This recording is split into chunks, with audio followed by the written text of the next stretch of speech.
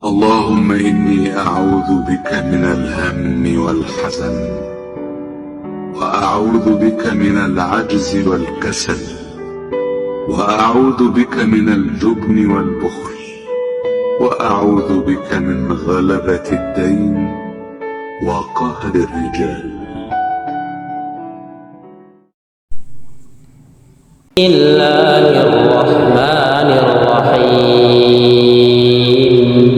الحمد لله رب العالمين الرحمن الرحيم مالك يوم الدين إياك نعبد وإياك نستعين اهدنا الصراط المستقيم صراط الذين أنعمت عليهم غير المغضوب عليهم ولا الضالين.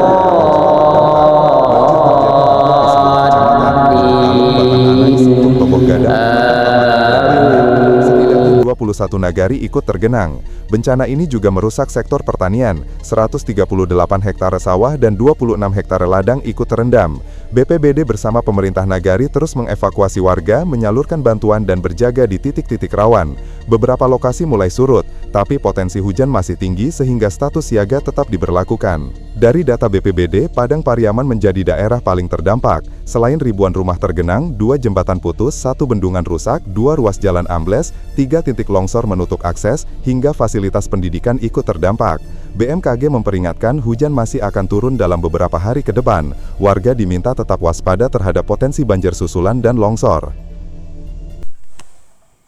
وَوَصَّيْنَا الْإِنسَانَ بِوَالِدَيْهِ إِحْسَانًا حَمَلَتْهُ أُمُّهُ كُرْهًا وَوَضَعَتْهُ كُرْهًا وَحَمْلُهُ وَفِصَالُهُ 30 شهرا حتى إذا بلغ أشده وبلغ 40 سنة قال رب أوزعني أن أشكر نعمتك التي أنعمت علي وعلى والدي وأن أعمل صالحا ترضاه وأصلح لي في ذريتي إني تبت إليك وإني من المسلمين.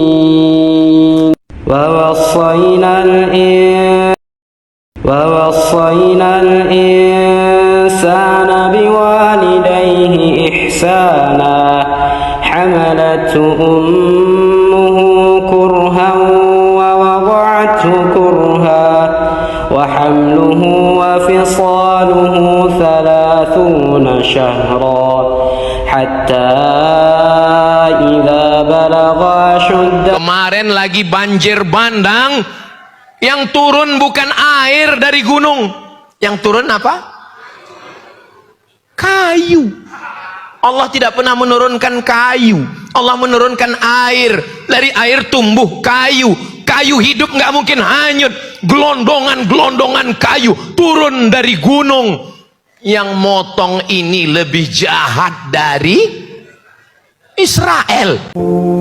Di balik megahnya Masjid Darul Mukhlisin, ada cerita yang begitu indah yang kami dengarkan dari masyarakat sekitar di sini, bahwa pondok ini walaupun kita lihat seperti sekarang ini ya, 3 hektar wilayah pondok dipenuhi dengan kayu-kayu gelondongan yang begitu besar.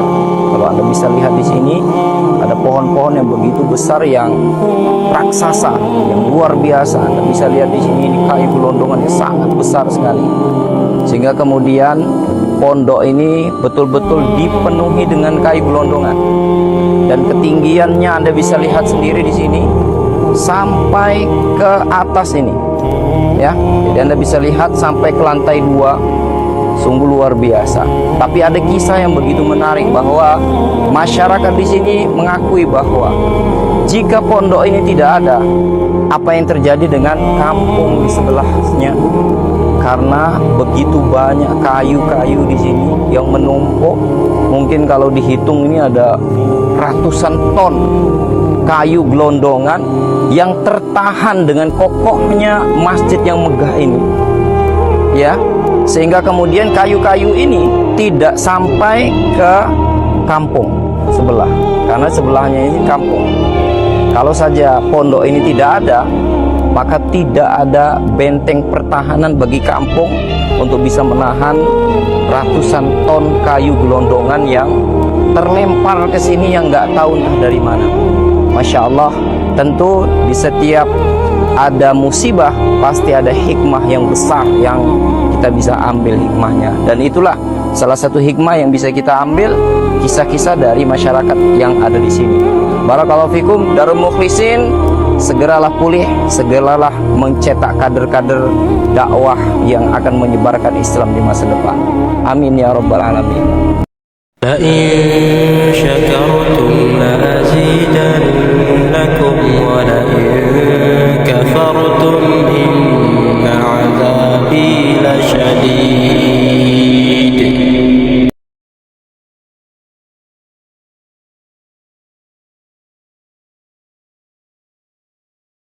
Hei Indonesia, hei negeriku tercinta, musibah datang bertubi-tubi, bencana datang silih berganti, tiada henti menghantam negeri.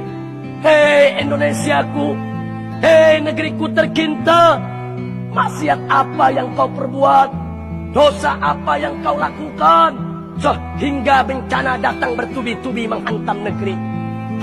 ووصينا الإنسان بوالديه إحسانا حملته أمه كرها ووضعته كرها وحمله وفصاله 30 شهرا حتى إذا بلغ أشده.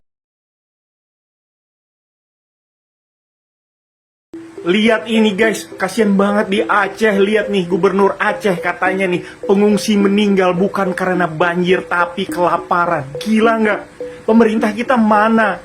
Lalu juga ini pernyataan dari Bupati Aceh Utara. Lihat nih, katanya nih, rakyat saya kelaparan, jenazah belum diambil, tolong dibantu. Lalu juga ini pernyataan di lapangan dari anggota BPBD-nya nih. Kisah pilu petugas BPBD Aceh. Terisolasi 5 hari, ada 30 jenazah terlantar. Sementara itu pernyataan langsung oleh presiden kita. Lihat ini, kata Prabowo, saya kira situasi membaik. Membaik katanya. Orang yang tidak pernah ke pelosok-pelosok daerah yang belum terjamah oleh bantuan. Sementara itu lihat ini, delegasi dari Jepang pengen membantu Aceh, Sumatera, dan semuanya. Lihat nih, krisis Sumatera makin parah. Delegasi Jepang sudah tiba tapi terhenti karena harus menunggu perintah pusat. Ingat, yang menghalangi ini adalah pemerintah pusat. Nyatanya di lapangan banyak korban berjatuhan. Ini juga nih pernyataan langsung dari Kedubes Uni Emirat Arab untuk Indonesia nih. Sumatera dilanda banjir, Uni Emirat Arab siap berikan bantuan kalau Indonesia kasih lampu hijau. Dan ini adalah pernyataan dari istana guys. Pemerintah belum butuh bantuan asing untuk tangani bencana Sumatera. Padahal kalian kita tahu, lihat aja di Ferry Irwandi bagaimana menerobos daerah-daerah terpencil yang tidak tersentuh bantuan. Begitu parahnya, tapi pemerintah kita tutup mata. Lihat ini, banjir Nagan Raya putuskan jembatan dan jalan nasional, 36.000 jiwa terdampak. Baik-baik kayak mana kayak gini? Israel itu menghalang-halangi bantuan dari seluruh warga dunia. Indonesia, pemerintah Indonesia menghalang-halangi negara lain pengen membantu Sumatera.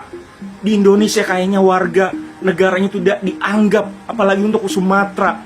Gila nggak? Banyak orang kelaparan segala macam. Ini cepatlah minta bantuan. Yang penting itu nyawa rakyat Sumatera. Gila. Assalamualaikum, salam rekan Setio Jalangsa. Di depan saya ini adalah Tamiang Sport Center yang saat terjadi banjir diperkirakan oleh masyarakat Aceh Tamiang karena tempatnya agak sedikit tinggi. Jadi tempat ini adalah tempat yang aman. sehingga warga Aceh Tamiang ramai-ramai mengungsi di sini. Ya, ini kita lihat mobil-mobil, hampir semua mobil-mobil bertumpu di sini. Ya, karena masyarakat mengira daerah ini aman dari banjir. Dan kita lihat, menurut keterangan Gubernur Aceh Muzakir Manaf, di dalam mobil-mobil berhenti ini tercium bau jenazah atau bau mayat. Ya, jadi diperkirakan di dalam mobil ini sudah ada korban-korban banjir yang sudah meninggal di dalamnya, tenggelam oleh dalamnya air yang menggenang di Aceh Tamiang, tepatnya di depan sport center Tamiang ini. Namun kenapa belum dievakuasi? Mungkin pintu-pintu dari mobil ini terkunci dan sangat butuh kekuatan untuk membuka karena jumlah mobilnya ratusan, ya bahkan sampai ribuan. Semoga, astagfirullahaladzim, ya aromanya bahkan menembus di dalam mobil kami, saudaraku. Semoga ini segera ditangani. Astagfirullah. Sangat banyak mobil yang aromanya ini sudah sangat menyengat, saudaraku. Ya, silakan kalian datang kemari dan kalian saksikan. Warga tidak ada yang berani karena ya Allah, tidak habis-habis mobil ya. Astagfirullahaladzim. والذين لا يشهدون الزور وإذا مروا باللغو مروا كراما والذين إذا ذكروا بآيات ربهم لم يخروا عليها صما وعميانا والذين يقولون ربنا هب لنا من أزواجنا وذرياتنا قرة أعين واجعلنا للمتقين إماما أولئك يجزون الغرفة بما صبروا ويلقون فيها تحية وسلاما خالدين فيها حسنت مستقرا ومقاما قل ما يعبأ بكم ربي لولا دعاؤكم قل ما يعبأ بكم ربي لولا دعاؤكم فقد كذبتم فسوف يكون لزاما.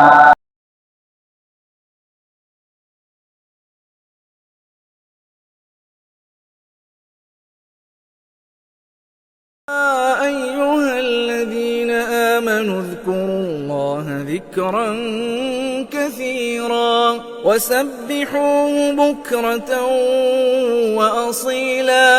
Pembantaian keluarga dan keturunan Sultan Aceh oleh Indonesia. Nama-nama daftar keturunan Sultan diberikan oleh pihak intelijen kolonial Belanda kepada militer Jawa melalui kerjasama rahasia tahun-tahun 1949 sampai tahun 1952. Salah satu tokoh Belanda yang menyerahkan arsip silsilah keturunan Sultan Aceh adalah Kapten Willem Theodor van den Broek, seorang intelijen Belanda yang bertugas di Kutaraja. Ia menyerahkan daftar nama bangsawan dan peta harta pusaka Aceh kepada Letkol Ahmad Yani dan intelijen TNI dalam operasi gabungan transisi kolonial ke Republik. Pada tahun 1952, Indonesia mulai menjajah Aceh secara sistematis. Letkol Ahmad Yani memimpin operasi militer terhadap garis keturunan Sultan. Selain tanah diincar juga darah Sultan dan keluarga kerajaan. Pada tahun 1953, di Banda Aceh, rumah keluarga Sultan Iskandar Muda dibakar. Kapten Soeharto, Brimob, memimpin pembunuhan. Simbol kerajaan, manuskrip, dan harta pusaka dicuri, tak pernah kembali. Lebih 200 kerabat diculik, ditembak, mayat mereka dibuang ke laut. Pada tahun 1965, cucu Sultanah Kamalat Syah diculik, disiksa, dan dikubur hidup-hidup di Lok Seumawe karena menyimpan surat pusaka kerajaan. Operasi itu dipimpin oleh Letda Suyono dan tim intelijen. Ia hilang selamanya, tanpa nisan, tanpa kabar. Pada tahun 1977, cicit Sultan Jamalul Alam ditembak mati karena mengibarkan bendera kerajaan. Rumahnya dibakar, mayatnya tidak pernah ditemukan. Operasi ini dipimpin oleh Mayor Slamet Riyadi. Pada tahun 1982, ahli waris kerajaan PD yang menyimpan dokumen perjanjian Aceh Usmani diculik oleh satuan SGI. Mereka dilenyapkan. Operasi ini didalangi oleh Kapten Adi Rifai. Pada tahun 1995, dua anak perempuan bangsawan berusia 10 dan 13 tahun diseret ke truk militer. Mereka diperkosa di Rumo Gedong oleh Letda Dedi Surya dan Serka Sutrisno. Mereka tidak pernah pulang. Antara tahun 1999 hingga 2003, 153 yang ada kaitan dengan keturunan Sultan Aceh dibunuh, diperkosa, atau diculik. Jika nama keluarga istana terdengar oleh militer, malam itu juga mereka diculik. Banyak yang dibakar hidup-hidup atau dikuburkan diam-diam di kamp militer. Indonesia menghancurkan 14 situs makam kerajaan, menghapus 67 tanah wakaf dan pusaka, menyiksa 38 anak bangsawan, memperkosa 43 anak perempuan keturunan kerajaan hingga mati. Kami akan publikasikan nama keturunan kami yang syahid dan juga pemerkosa dan pembunuhnya. Sementara itu, Indonesia menciptakan lebih dari 300 nama palsu bergelar Teuku dan Cut sebagai bagian dari rekayasa sejarah. Proses ini dimulai sejak 1953 dan memuncak pada 1977. Ketika lebih dari 300 individu non-bangsawan dianugerahi gelar Teuku palsu di bawah arahan militer di Banda Aceh. Para penerima gelar ini termasuk perwira militer, birokrat Golkar, dan mitra bisnis Jawa. Salah satu yang paling terkenal adalah Teuku Musliadi, pengusaha kayu tanpa garis keturunan kerajaan yang diangkat sebagai wakil kerajaan di PD tahun 1983. Proyek penghapusan ini dirancang oleh Jenderal Beni Murdani dan Jenderal Wiranto, dengan dukungan unit intelijen dan Biro Adat Binaan Jakarta. Gelar-gelar palsu ini diberikan sebagai hadiah politik bagi mereka yang menjilat Jawa. Mereka bukan darah sultan, mereka adalah alat kekuasaan untuk memalsukan warisan dan menghapus darah asli Aceh dari sejarah. Namun ada beberapa yang selamat. Salah satunya adalah kakek ayah kami Teuku Lambesu, nama gelar yang ia gunakan untuk menyamar, berhasil bersembunyi bersama hamba sahaya, budak kerajaannya, seorang perempuan bernama Marabumah. Yang dimerdekakan karena jasanya Teuku Lambesu selamat karena mendapat titah langsung dari kerajaan untuk sembunyi menyelamatkan Konun Mekuta Alam. Nama aslinya akan kami umumkan bila waktunya tiba. Mereka bersembunyi dan menyamar selama bertahun-tahun, menghafal dan menjaga ayat demi ayat hukum warisan leluhur Aceh.